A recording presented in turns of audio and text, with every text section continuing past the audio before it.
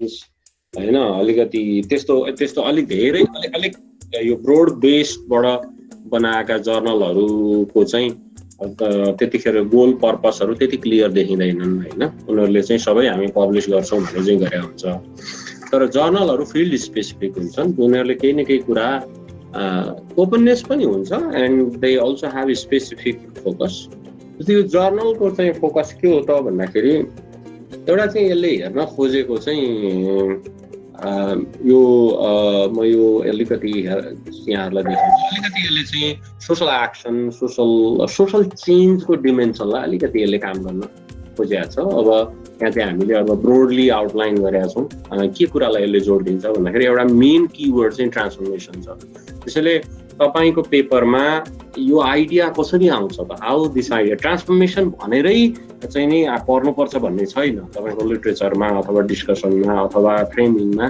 तर transformation transformative learning transformative education transformative management हुन्छ होला होइन अथवा ट्रान्सफर्मेटिभ ल्याङ्ग्वेज लर्निङ हुन्छ होला त्योसँग सम्बन्धित लिटरेचरहरूलाई यहाँहरूले चाहिँ कनेक्सन गरिदिनु पऱ्यो त्यो पर्सपेक्टिभबाट हेर्नु पऱ्यो अथवा यसलाई अझ अर्को हिसाबले कसरी भन्नु भन्दाखेरि तपाईँको फिल्डमा तपाईँले गर्न खोजेको फिल्डमा जे कुरा चाहिँ नि भइराखेको छ त्यो भइराखेको कुरामा त्यसले social change social justice equity empowerment यी डिमेन्सनमा अब होइन जेन्डर इक्विटी अब यी कुराहरूमा चाहिँ यसले वास्तवमा कन्ट्रिब्युट गरे अहिलेको प्र्याक्टिसले कन्ट्रिब्युट गरेको छैन अथवा ह्युमन डिमेन्सनलाई अझ फर्दर लैजानको लागि यसले काम गरेको छैन है भन्ने खालको चाहिँ नि प्रब्लम त्यसरी हामीले चाहिँ आर्टिकुलेट गरेर त्यसरी जाने वातावरण बन्दै गयो भनेदेखि प्रब्लमेटाइज गर्नु भनेको चाहिँ थियो तपाईँहरूको धेरैको त्यो लाइनमा आउन खोजेको देखिन्छ अब सँगसँगै अब यसको चाहिँ भनौँ न यसले खोजेको के हो त भन्ने कुराहरू चाहिँ अलिकति हामी यहाँहरूले चाहिँ यो पनि हेरिदिनलाई हाम्रो वेबसाइटमा पनि निरज सरले यसलाई भेटी नै गरेर राखिदिनुहुन्छ अथवा यो डकुमेन्ट पठाइदिनुहुन्छ त्यसैले अब यहाँ चाहिँ हामीले हेल्थ भनेका छौँ एजुकेसन भनेका छौँ तर के भने अब जस्तो एक्सन रिसर्च एउटा हुनसक्छ पार्टिसिपेटरी एक्सन रिसर्चको डाइमेन्सन हुनसक्छ क्रिटिकल रिसर्चका डाइमेन्सन्सहरू हुनसक्छन् होइन क्रिटिकल रिफ्लेक्टिभ प्र्याक्टिसका डाइमेन्सन हुनसक्छन् त्यतापट्टिबाट चाहिँ यो जर्नलको लागि मोर एन्ड मोर एप्रोप्रिएट बनाउने दिशातिर हामी जान्छौँ त्यसरी चाहिँ हामी कुरा गर्न खोजेका त्यसैले अलिकति अब त्यो ती एरियाहरू ब्रोडली चाहिँ ती एरियाहरूमा हामीले कुराकानी गर्न सक्छौँ होइन जस्तो अर्को हामीले के भनेका छौँ भन्दाखेरि अलिकति एकै खालको भन्दा पनि अलिकति प्याराडिग्मेटिक मल्टी मेथड रिसर्च अलिकति ट्रान्सफर्मेटरी अप्रोच भएका जस्तो यदि क्वान्टिटेटिभ गर्ने हो भने पनि मिक्स्ड क्वान्टिटेटिभ के भन्छ ट्रान्सफर्मेटिभ मिक्स मेथड एकदम छन् प्रचलनमा छन् अब so we can use these methods होइन त्यसरी चाहिँ हामीले पेपरलाई अलिकति कन्सेप्चुअलाइज गर्न सक्छौँ त्यो डाइमेन्सनबाट हेर्न सक्छौँ त्यसैले अब यहाँ चाहिँ खास गरी हामीले ग्लोबल नर्थ र ग्लोबल साउथ भन्ने शब्द प्रयोग गरेका छौँ त्यो भनेको चाहिँ नर्थ भने नर्थ अथवा वेस्ट अलिकति विश्वकल विकसित मुलुक र हाम्रो चाहिँ विकासशील देशहरूमा भएका यो नलेजहरूलाई चाहिँ जोड्ने काम यसले गर्ने त्यसो गर्दाखेरि एम्फासिस केलाई हामीले दिइराखेका छौँ भन्दाखेरि यस पारले पनि मिक्स मेथड पनि युज गर्न सक्छ क्वालिटेटिभ मात्रै पनि हुनसक्छ क्रिटिकल पनि हुनसक्छ त्यसैले त्यो अलिकति पार चाहिँ अलिक बढी क्रिटिकल पनि हुन्छ मिक्स पनि हुनसक्छ त्यसैले यो पर्सपेक्टिभबाट हामीले हेरिरहेका छौँ अनि अर्को चाहिँ प्र्याक्टिसनर्स रिसर्च यसमा चाहिँ अब भनौँ न म्यानेजमेन्टमा काम गर्नेहरू एजुकेसनमा काम गर्नेहरू टिचरहरू अब स्कुलमा काम गर्ने प्रिन्सिपलहरू त्यो अल आर प्र्याक्टिसनर होइन सो त्यो प्र्याक्टिसनर्स पर्सपेक्टिभबाट चाहिँ अलिकति तपाईँको कम्युनिटी अनि त्यहाँको रिफ्लेक्सन त्यहाँको क्रिटिकल रिफ्लेक्सन त्यहाँ के भइराखेको छैन अथवा के हुनसक्छ यो पर्सपेक्टिभबाट हामीले चाहिँ पेपरहरू लेख्न सक्छौँ है त्यसैले त्यहाँनिर चाहिँ अलिकति टेकन फर ग्रान्टेड असम्सन्समा क्वेसन गर्ने फ्रेम्स अफ रेफरेन्सहरूलाई चाहिँ question establish so called frames of रेफरेन्सलाई क्वेसन गर्ने यस्ता कुराहरूमा चाहिँ हामीले ध्यान दियौँ भनेदेखि आई थिङ्क द पेपर अलिकति हुनसक्छ र त्यसैलाई हामीले चाहिँ ट्रान्सफर्मेटिभ प्र्याक्टिस भन्ने शब्दको अर्थ खासमा के हो त भन्दाखेरि it is more of it is not just practice it is also critical reflection of practice त्यसरी भनौँ। अथवा थ्योरी एउटा छ, प्र्याक्टिस एउटा छ। थ्योरी र प्र्याक्टिसको जुन ग्याप छ त्यो ग्यापमा हामीले चाहिँ अलिकति माइन्डफुल्ली क्रिटिकल्ली रिफ्लेक्ट गर्ने, त्यसलाई चाहिँ हेर्ने, क्वेसन गर्ने, त्यसरी चाहिँ हामीले गऱ्यौँ भनेदेखि मेरो विचारमा यसले चाहिँ त्यो सोसल जस्टिसको ट्रान्सफर्मेटरी इन्ट्रेस्टको चाहिँ डाइमेन्सनलाई यसले गर्न सक्छ। त्यसैले अब हामीले यो हाम्रो जर्नलको कुरा गर्दाखेरि अब higher education, teacher professional development, होइन, inquiry based pedagogy, STEM pedagogy, water health sanitation, hygiene in school and communities, nutrition, school health education, community based participatory research, होइन, अब हामीले यहाँ भनेकै छौँ पार्टिसिपेटरी रिसर्च। अब to improve the health, education outcomes, critical place in indigenous, decolonial, post colonial research is practice. So there are many areas and these are not just, हामीले के भनेको छैनौँ भने यी चाहिँ एकदम but are not limited to भनेको छ। यिनीहरू इन्क्लुड हुन सक्छन् तपाईँहरूका टपिकका एरियाहरू, यिनीहरूसँग तपाईँले चाहिँ कनेक्ट गर्न सक्नुहुन्छ। अथवा तपाईँले कुनै त्यस्तो एरिया हुनसक्छ जुन एरिया हामीले यहाँ मेन्सन नगरे पनि these areas are still useful or still capture भनेर, होइन। त्यसैले यो हामीले चाहिँ अब अलिकति तपाईँहरूसँग हुन त हामीले अस्ति रिसर्च आर्टिकलको धेरै कुराकानी गऱ्यौँ, होइन। We talked a lot about research article, कसरी यो आइएमआरडीको फर्मेटमा इन्ट्रोडक्सन, मेथोलोजी, रिजल्ट्स डिस्कसन जुन कन्भेन्सनल फर्मेट छ त्यही फर्मेट वरिपरि पनि कुरा गऱ्यौँ र अल्टरनेटिभ कुराहरू पनि वी डिस्कस्ड। अब आज चाहिँ हाम्रो मेन चाहिँ तपाईँहरूले लेखेको आर्टिकलहरूलाई कसरी यो जर्नलमा ढाल्न सकिन्छ भनेर अलिकति हाम्रो प्लान चाहिँ, मेरो प्लान चाहिँ खासमा त्यो हो। त्यसैले अलिकति म्यानुस्क्रिप्टका टाइप पनि, जस्तो अहिले तपाईँहरू सबैले लेखेको रिसर्च आर्टिकल छ, होइन। अब रिसर्च आर्टिकल 6000-8000 वर्डसम्मको हुनसक्छ, होइन, 6000देखि 8000सम्मको भनेर हामीले भनेका छौँ। र यसमा चाहिँ खासमा अब हामीले यो ट्रान्सफर्मेटिभ रिसर्च, प्र्याक्टिस त्यतातिर जोड्छौँ भनेका छौँ। अब यो तपाईँहरूले अलिकति त्यसको चाहिँ डिस्कसन गाइडलाइन पढिदिनुहुन्छ भन्ने मलाई लाग्छ। अनि त्यो अनुसार हामी पनि यता फिडब्याक दिन्छौँ, त्यो आधारले तपाईँका पेपरहरू गर्छौँ। त्यसपछि अर्को दोस्रो क्याटेगोरी छ, त्यो भने रिसर्च नोट हो। त्यो रिसर्च नोट चाहिँ 5000 वर्डसम्मको हुन्छ। यसमा चाहिँ critical questions, controversies, debates, methodological conceptual इस्युहरू त्यस्तो छन्, तपाईँले फेस गर्नुभएको छ, तपाईँसँग एडुक्वेट त्यसमा चाहिँ डिल गर्न सक्ने लिटरेचर छ, ब्याकग्राउन्ड छ भनेदेखि युआर अल।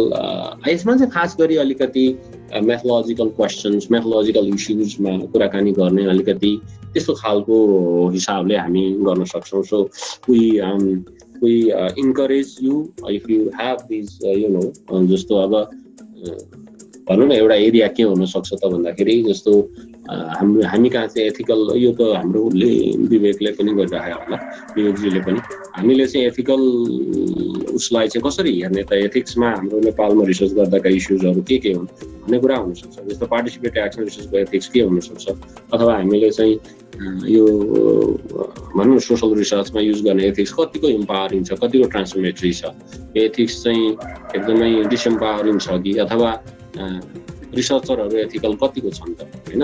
एथिक्स भन्दा यहाँनिर चाहिँ अलिक ब्रोड फ्रेमवर्कबाट हेर्न सक्नुहुन्छ, ब्रोड बेस्ड फ्रेमवर्कबाट हेर्न सक्नुहुन्छ। सोसल जस्टिस इम्पावरमेन्ट पनि एथिकल स्ट्यान्ड पोइन्ट हो क्या।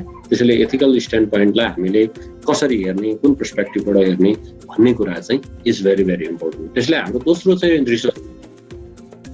And the third is book review. If you have come across a very good book review and that falls within these fields, यो अलिकति तपाईँको यो ट्रान्सफर्मेटिभ प्र्याक्टिससँग सम्बन्धित, प्र्याक्टिससँग सम्बन्धित त्यही टाइटल हुनुपर्छ भन्ने छैन, तर छ भनेदेखि 2000देखि 3000 वर्डको अलिकति लिटरेचर रिभ्यू गरेर you can write a book review as well. This is also an option, होइन। र हाम्रो चाहिँ नि अब हामी वर्षमा 4 पटक हामी निकाल्छौँ, पहिलो इस्यु जुनमा निस्किन्छ भनेको छ। अब अथर तपाईँहरूले जस्तो भनौँ न, अब हामीले आर्टिकल एक ड्राफ्ट गर्दै जाँदाखेरि जर्नलले के माग्दो रहेछ भन्ने कुरा पनि इज भेरी भेरी इम्पोर्टेन्ट क्या। What is short for, what is the main goal of the journal भनेपछि अब यो लाइनमा चाहिँ हामीले थिङ्क गर्ने, सोच्ने गर्नुपर्ने हुँदो रहेछ। जस्तो पहिलो तपाईँले लेख्दा will the reader be able to understand and assess all the process of your research study or the methodological theoretical contribution or position you are stating in your manuscript. भनेपछि रिडरले तपाईले के भन्न खोजिराखेको छ, तपाईको रिसर्च क्वेसन के हो, तपाईको position के हो, what you are intend to do भन्ने कुरा बुझ्छ कि बुझ्दैन के। सबभन्दा पहिले हामी रिडरको लागि लेख्दै छौं, अरूको लागि लेख्दै छौं, स्कलरली कम्युनिटीको लागि लेख्दै छौं, प्र्याक्टिसनरको लागि लेख्दै छौं। So we need to understand that, right. अनि अर्को कुरा चाहिँ it is the expression of ideas and wording understandable, self content and comprehensive. कहिलेकाहीँ हामीले मात्र बुझ्नेमा लेख्छौँ क्या हामी, हाम्रा क्लिसेहरू, हाम्रा जस्तो म्याथ टिचरहरूले कुनै तपाईँको क्लासको डिस्क्रिप्सन दिनुहोस् न भन्यो भने त्यो म्याथ टिचर बाहेकहरूले नबुझ्ने डिस्क्रिप्सन दिन्छ। त्यस्तै गरेर तपाईँको चाहिँ साइन्स टिचरको त्यस्तै आउँछ, अब अरू फिल्डको त्यस्तै होला। त त्यस्तो चाहिँ त्यति गतिलो मानिँदैन, त्यसैले त्यसमा पनि अलिकति हाम्रो क्राफ्ट चाहिँ हामीले डेभलप गर्नुपर्ने देखिन्छ। अनि is the current state is your in it's current state is your manuscript in the most succinct way, do have any redundancies, repetitions or unsupported claims. अब यो पनि एउटा महत्त्वपूर्ण कुरा के हो त भन्दा क्लेम चाहिँ नि के हुन्छ त भन्दाखेरि अलिकति म यो क्लेमको बारेमा भन्छु। क्लेमहरू of course you can have autobiographical genre, but तपाईँको क्लेम चाहिँ एकदम एउटा स्टेटमेन्टमा लेखेर छोडिदिने होइन कि यसलाई कसरी अरूले बुझ्ने अथवा अरूले पनि यो हो भन्ने कुरा इस्टाब्लिस गर्ने। त्यसको एक दुईवटा कुरा तपाईँले गरिराखेको कुरा लिटरेचरमा कहीँ छ कि छैन, लिटरेचरसँग कनेक्ट गर्ने, पोलिसी प्रोग्रामहरूसँग कनेक्ट गर्ने, अथवा कुनै न कुनै रिसर्चसँग कनेक्ट गर्ने, अलिकति केही न केही रेफरेन्समा आएर डिस्कसन गरियो भने कि तपाईँले चाहिँ त्यसलाई गर्न सक्नुहुन्छ कि। जस्तो म कहाँ एकजना विद्यार्थी छन् स्टिम एजुकेसनमा अहिले फर्स्ट सेमेस्टरमा, उनी इन्जिनियरिङ पेसाले, उनले सबै उनको रिफ्लेक्सन लेखेका छन् र यति ससेन्टली लेखेका छन् त्यो स्याम्पल पनि म कुनै बेला तपाईँहरूलाई सेयर गर्न सक्छु। सो उसले तर के गरिरहेको छ, उसले रेफरेन्स ल्याएको छ, कुनै पनि कुरा उसले आफूले आर्ग्यु गर्दा अथवा आफ्नो रिफ्लेक्सन लेख्दा अर्काको रेफरेन्स पनि ल्याएर गरेको छ। यसरी ल्याएको छ कि हो यो चाहिँ उहाँले भनिराखेको कुरा त्यो उहाँको पार्ट हो, यो चाहिँ लिटरेचरको पार्ट हो भन्ने क्लियरली छुटिन्छ। तर त्यही नै सबैको लागि युनिभर्सल मेथड पनि होइन, अब त्यो फरक पनि पर्न सक्छ हैन। तर के भनेदेखि हाम्रो engagement with the field is very very important. त्यो भयो भने तपाईँको चाहिँ नि क्लेमहरू चाहिँ नि एकदमै कनेक्टेड क्लेमहरू आउँछन् होइन, फिल्डसँग मिल्ने, फिल्डसँग कुराकानी गर्ने, फिल्डसँग इन्टरेक्ट गर्ने खालका इन्टरेक्टिभ त्यस्तो चाहिँ क्लेमहरू आउँछ। तर यदि हामीले फर्स्ट टाइम पेपर लेख्दैछौँ, हामीलाई फिल्ड पनि थाहा छैन, फिल्डको लिटरेचर रिभ्यू पनि गर्न बाँकी नै छ भने त्यो चाहिँ अलिकति टाइम इन्भेस्ट गर्नै पर्छ यहाँ, किनभने फिल्डै बुझिएन भनेदेखि त्यतिकै लेखेर यसो अब एउटा चाहिँ 10 कक्षामा पढेको सिकाएको 10-11मा हामीलाई सिकाएको एसे लेख्न सिकाए जस्तो हुन्छ, कम्पोजिसन गर्नु बनाउन सिकाए जस्तो हुन्छ होइन। अब त्यसका बेसिक कुराहरू त युजफुल होला तर त्यतिले पुग्दैन। अनि have you articulated the purpose of the manuscript gap in literature practice? Have you created adequate information pertaining to the background of your study? अब यस्तो कुराहरू तपाईको चाहिँ is very very important. Do you make explicit your theoretical conceptual framework reference? तपाईको theoretical conceptual framework referencesहरू हैन, कुन अब थ्योरीलाई चाहिँ एउटा पर्सपेक्टिभको रूपमा तपाईले ल्याओ कि? Do you have sufficient evidences or references to support the statement included in your manuscript? Have you clearly explained, highlighted place and importance of research problem in the literature? अब तपाईले माथिका जुनसुकै लेखे पनि हामीले जम्मा जम्मी 3 प्रकारको भनेको छौं, एउटा रिसर्च आर्टिकल, एउटा रिसर्च नोट र अर्को चाहिँ बुक रिभ्यू भनेको छ। सो तपाईले रिसर्च नोट लेख्दै गर्नुभयो भने पनि त्यो रिसर्च नोट किन लेख्नु पर्यो त? त्यहाँ पनि केही न केही ग्याप हुन्छ, ग्याप बिना त्यतिकै लेखिँदैन क्या। त्यसैले हाम्रो अहिले चाहिँ नि एउटा के क्राइसिस मैले पाउँछु भन्दाखेरि धेरै जसो आर्टिकलहरुमा हाम्रो साथीभाइहरुले लेख्नु भएको, यो नेपालीको मात्रै हैन संसारभरिकै के क्राइसिस छ भने किन त्यो पेपर लेख्नु पर्यो, किन त्यहाँ चाहिँ त्यो केही चीज लेख्नु पर्ने, किन लेख्नु पर्यो भन्ने कुराको हामी त्यसको र्याशनल इस्टाब्लिश गर्न हामीलाई बहुत गाह्रो हुन्छ। हामीले लेख्छौं यति we write for the sake of writing हैन, हामीलाई एउटा पेपर पब्लिश गर्नु छ अथवा लेख्नु छ त्यो कारणले हामी लेख्छौं। त्यसैले इस्टाब्लिश्ड त्यसको चाहिँ कारण के हो त भन्दाखेरि हामीले त्यो लिटरेचरसँग हामीले त्यसको यस इस्टाब्लिशिङ एक्सिजेन्सी त्यसको किन हामीले गर्नु पर्यो, त्यसको कारण के हो त भन्ने कुरा चाहिँ अहिले तपाईहरुले सबमिट गरेको धेरै पेपरहरुमा पनि देखिँदैन हैन। त्यो गर्न खोजेको देखिन्छ, तर rational is not clearly establish. Rational किन इस्टाब्लिस भएन त भन्दाखेरि त्यो सफिसियन्टली हामी त्यो फिल्डमा इङ्गेज भएकै छैनौँ होइन। त्यो इङ्गेज हुनलाई हाम्रो प्र्याक्टिस पनि अब बल्ल बल्ल सुरु भएको छ। हामी एमफिल पिएचडी पढ्न थालेपछि मात्रै ती प्र्याक्टिसहरू सुरु हुने भएकोले अलिकति हामीलाई गाह्रो पनि पर्यो। अब इन्स्ट्रुमेन्ट्स, रिसर्च अप्रोचेस तपाईँको के हो, कस्तो खालको होइन, भिन्नेट्स, आर्टिफ्याक्ट्स के युज गरे हो होइन। अब तपाईँको फाइन्डिङ्सहरू सेकेन्डरी इन्फर्मेसन लिएर गरे हो कि। अनि फेरि यहाँ एकजनाले एकदम स्ट्रेन्ज क्वेसन यो पेपर लेख्नेमा अहिले सोधी खोजी भइरहेको तपाईँहरूको ग्रुपको होइन, अरू नै पेपर सबमिट गर्न चाहने सायद इन्डिया पाकिस्तान होला। यो सेकेन्डरी इन्फर्मेसनमा सेकेन्डरी डेटामा मैले पेपर लेख्न पाउँछु कि पाउँदिनँ, तैँले पब्लिस गर्छस् कि गर्दैन, यस्तो क्वेसन। मलाई these questions are nonsense. Data जस्तो पनि हुनसक्छ, whatever data you find त्यो डेटा हुनु पर्यो, एक्जिस्ट हुनु पर्यो कहीँ न कहीँ होइन। You can write paper on anything or everything, provided that has been clearly articulated, clearly explained the exegesis of this process. यो process कसरी गरियो, के का लागि गरियो र कसरी गरियो, किन गरियो भन्ने कुरा if we establish, by all means you can write you can use any kind of data, any kind of information, provided that the information doesn't violate privacy, confidentiality, anonymity. त्यसले त्यो पनि भायोलेट चाहिँ गर्नु भयो हैन। त्यसैले तपाईले secondary qualitative data, secondary quantitative data, तपाईको आफ्नो एक्सपिरियन्स, वेल डकुमेन्टेड एक्सपिरियन्स अथवा कुनै चाहिँ नि भनौँ न लिटरेचरको एनालिसिस गर्ने, anything and everything is possible है। त्यसैले हामीले फिल्ड भन्ना साथ वाट वी अन्डरस्ट्यान्ड, हामी चाहिँ फिल्ड भन्नाले यो बाहिरको खेतीपाती गर्ने ठाउँै जस्तो हामी बुझ्छौँ क्या। फिल्ड भनेको कन्सेप्चुअल्ली पनि फिल्ड हो, anything and everything can be field है।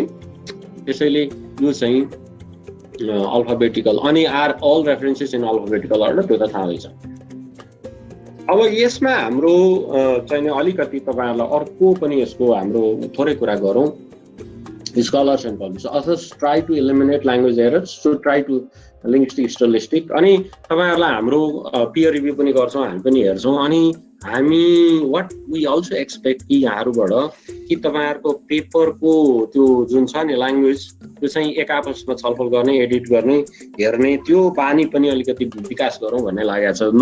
नर्मल्ली चाहिँ हाम्रो के हुन्छ भन्दा मान्छेहरू हाम्रो सामान्यतया बानी चाहिँ 8-10 दिनमा आर्टिकल लेखिसक्ने, अनि 8-10 दिनमा आर्टिकल लेखेर सबमिट गरेर पब्लिस भइहाल्ने। अनि अब तपाईँको चाहिँ अझ के छ नेपालमा भने विश्वविद्यालयको नाम दिन, अनि 10 दिनमा निकाल्ने, अनि प्रोफेसर भइहाल्ने होइन। त्यो चाहिँ अब हामी चाहिँ त्यो कुरासँग त्यति धेरै विश्वास गर्दैनौँ। हाम्रो जोड चाहिँ के हुन्छ नि quality of the piece. 10 page लेख्नुहोस्, but it has to be of quality होइन। हाम्रो यहाँ साथीहरू हुनुहुन्छ रोशनीजी, पार्वतीजी, अब हामीलाई एउटा आर्टिकल सबमिट गरेर निस्किन 1 वर्ष लाग्छ राम्रो जर्नलमा, राम्रो प्रोसेस, त्यो प्रोसेसबाट जाँदा।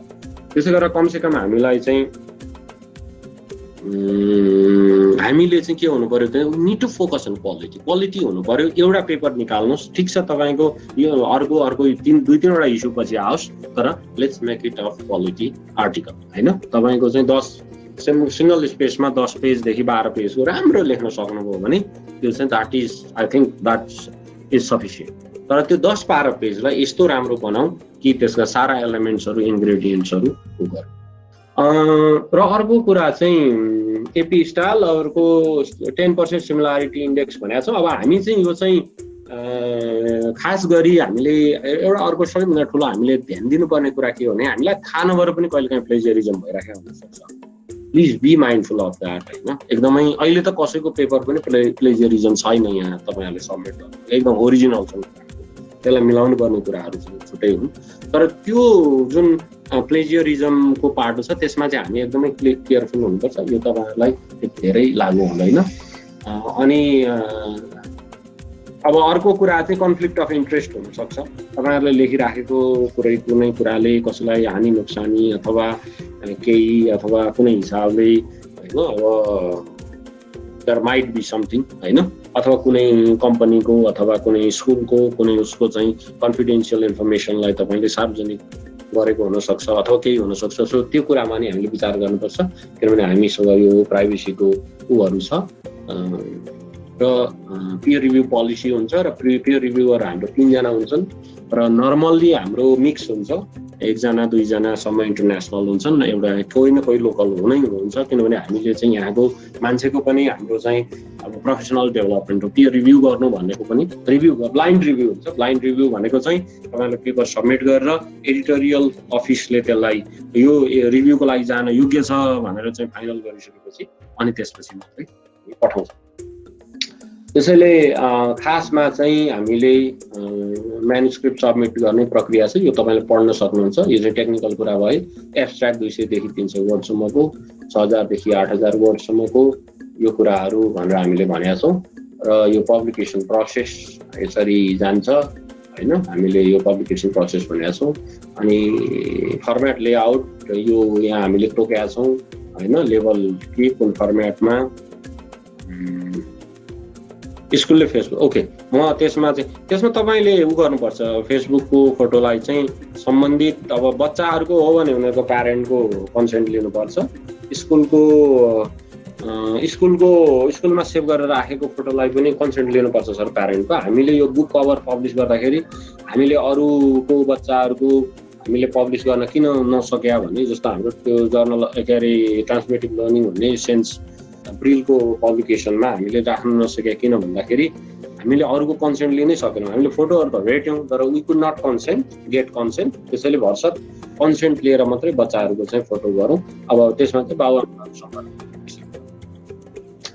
र हामीले चाहिँ यो होइन अब अप्पर केस लोअर केस कसरी गर्ने अनि एपिएलाई हामीले भनेका छौँ सेक्सन हेडिङ्सहरू हुनुपर्छ। त्यसपछि quotation table and figure intake citation कसरी गर्ने यहाँ सबै भनिएको छ। यहाँहरूले एपिएलाई अलिकति फलो गरिदिनु भयो राम्रोसँग भनेदेखि हुन्छ। त्यो अनुसार रेफरेन्स डेभलप गर्ने। सायद यसमा त्यति धेरै छैन होला। अब यदि तपाईँसँग हो यही हो कपिराइट मेटेरियलहरू केही छ होइन। अब जस्तो भनौँ न तपाईँले कुनै स्कुलको बारेमा लेख्दै हुनुहुन्छ भने स्कुलका आफ्ना केही आर्टिफ्याक्टहरू तपाईँको त्यहाँ लिनु छ। जस्तो फोटो खिचेर त्यहाँ हाल्नु छ, उनीहरूको रेकर्डहरू हाल्नु छ भने स्कुलसँग चाहिँ तपाईँले अरू केही नभए पनि रिटर्न कन्सेन्ट मागिदिनु होला, इमेल लेख्नु होला अथवा तपाईँको चाहिँ भनौँ न कन्सेन्ट चाहिन्छ। त्यो चाहिँ कस्तो भने अब अहिले त नेपालमा कानुनी नै कुरो भयो। यो भोलि मुद्दा पनि लाग्छ होइन। कपिराइटको इस्युहरू पनि हुन सक्छन्, कपिराइट इन्फ्रिन्जमेन्ट पनि हुनसक्छ अथवा कुनै अथरको अर्काको बुकको कुनै सेक्सनलाई कुनै टेबललाई तपाईँले त्यहाँ उतार्नु पऱ्यो भने पनि सोध्नुपर्छ भन्ने अहिले आइरहेको छ। त्यो चाहिँ इज भेरी भेरी इम्पोर्टेन्ट। यहाँ हाम्रो टिना म्याम हुनुहुन्छ स्कुल अफ म्यानेजमेन्टमा। हाम्रो अर्जुन सरले चाहिँ एउटा अथरले उहाँलाई पैसा तिर्नु एउटा टेबल उसको टेबल हामीले त्यहाँ राख्न खोजेका थियौँ। उहाँको थिसिसमा नमानेपछि हामीले अर्कै अथरको अर्कैबाट अब त्यसलाई अझै हाम्रो भाषामा मोडिफाई गरेर के गरेर हामीले गऱ्यौँ। किनभने उसको जस्ता तस्तै राख्न पाइँदैन होइन। भोलि उसले भेट्यो ओर्यो भनेदेखि त्यो स्ट्यान्डर्ड प्र्याक्टिस हो। अर्काको कुरा एड्याप्ट गरेर उसलाई सोध्नुपर्छ र गर्नुपर्छ। एपिए 7 नै हो। एपिए 7 नै हो। अनि हाम्रो ओपन एक्सेस पोलिसी हो र यो चाहिँ क्रिएटिभ कमन्सको लाइसेन्स हुन्छ। र अब हाम्रो चाहिँ कन्ट्याक्ट एड्रेस यहाँ छँदैछ र रिभ्यू क्राइटेरिया यहाँहरूलाई अलिकति सेयर गरौँ। Significance of the problem, background, purpose, literature review, methodology कस्तो हुनुपर्छ, फाइन्डिङ डिस्कसन। यो चाहिँ टाइटल होइन होइन।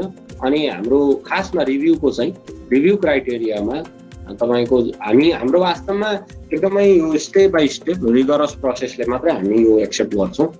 किनभने पहिले हामी 3जना एडिटर इन चिफहरूले अग्री गर्नु पऱ्यो। म भयो अनि भीमसेन देवकोटा हुनुहुन्छ अनि त्यसपछि श्री बास्टियन भन्ने हुनुहुन्छ नर्वेको। यति 3जनाले अग्री गर्नु पऱ्यो कि तपाईँले पठाएको पेपर वास्तवमै जर्नलको फ्रेमवर्कभित्र पर्छ, स्कोपभित्र पर्छ भन्ने। अनि 3जनाले अग्री गरिसकेपछि त्यो पहिले त त्यो फर्मेटमा आउनु पऱ्यो। फर्मेटमा आएको छैन भने पनि हामी एक्सेप्ट गर्दैनौँ। यो जर्नलले मागेको फर्मेटमा आउनु पऱ्यो। अनि आइसकेपछि त्यो फर्मेटमा आएको छ कि छैन हेर्ने काम भनेर जिडी गर्नुहुन्छ। त्यसपछि त्यसको कन्टेन्ट रिभ्यू गर्नको लागि ठिक छ कि छैन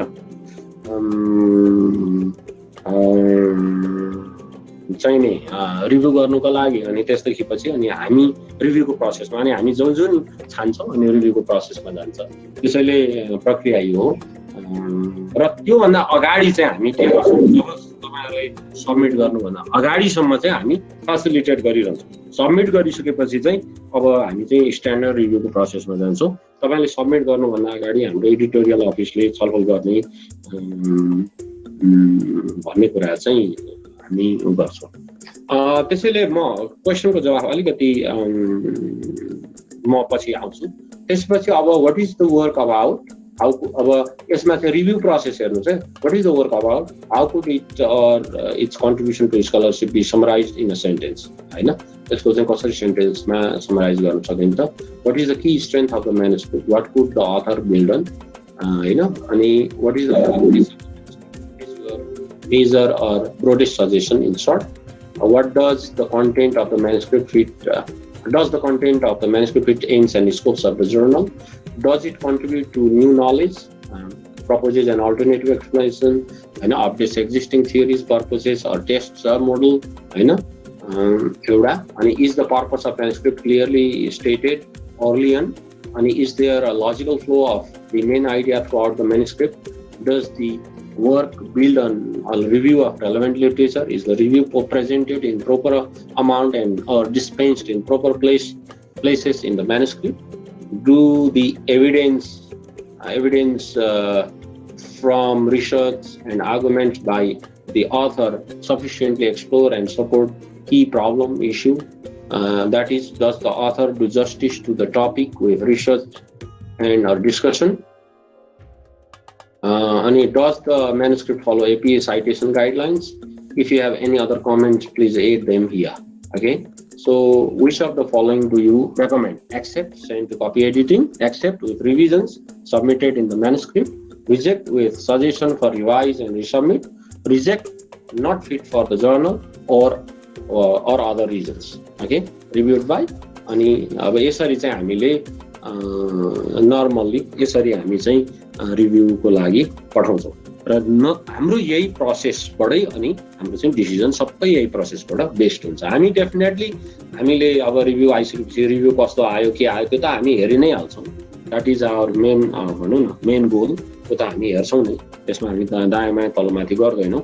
तर सँगसँगै के हुन्छ त भन्दाखेरि रिभ्युअरको चाहिँ नि अब हामीले छानिसकेपछि रिभ्युअरले हामीलाई जे जस्तो कमेन्ट दिनुहुन्छ त्यो 3वटा रिभ्युअर हुन्छन्। अब त्यसमा पनि फरक कमेन्ट होला, त्यसलाई हेरेर सिन्थेसाइज गरेर अनि हामी एक्सेप्ट गर्ने रिजेक्ट गर्ने त्यो चाहिँ हामी एडिटोरियल बोर्डले डिसाइड गर्छ। यो हो प्रोसेस, हैन? यो अहिले चाहिँ हाम्रो के हो त भन्दाखेरि तपाईँहरू लेख्दै हुनुहुन्छ, तपाईँहरूले सबमिट गर्नुभएको छैन, हामी हेल्प गर्दैछौँ कसरी लेख्ने भन्ने कुरा चाहिँ हामी यसरी चाहिँ गर्दैछौँ है।